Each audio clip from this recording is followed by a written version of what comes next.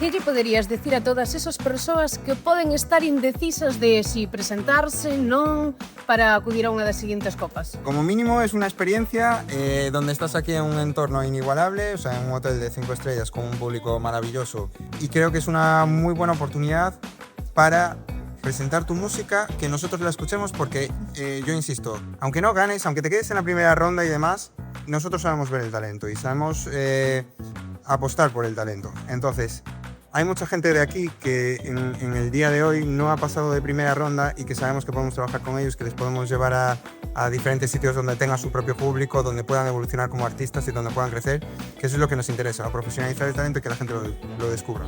Que foi o máis difícil das votacións? Podo pedir como no público. Cuartos de final a mí me costaron. Sí, a partir dos cuartos de final sí que é certo que xa empezaron a complicarse algunhas votacións, pero para min a máis difícil sen duda foi a final. Sí, la final sin duda. O sea, a partir de los cuartos sí que es cierto de que eran todos de una nota bastante alta y luego ya entre los cruces y todo fue complicadísimo a la hora de llegar a un veredicto. E seguro che deron un montón de consellos antes de vir, bueno, me podo imaginar.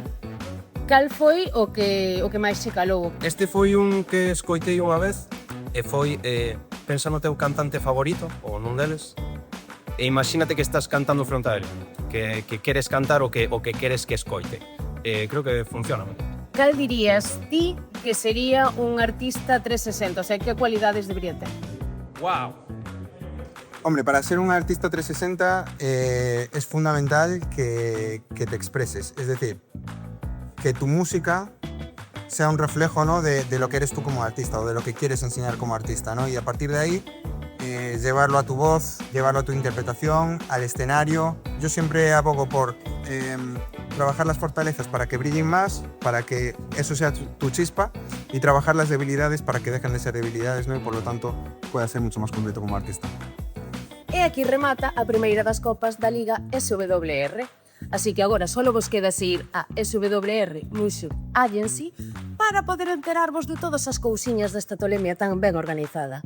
E xa de paso, pois me seguides a min, que xa estou pensando en como colarme na seguinte destas festas.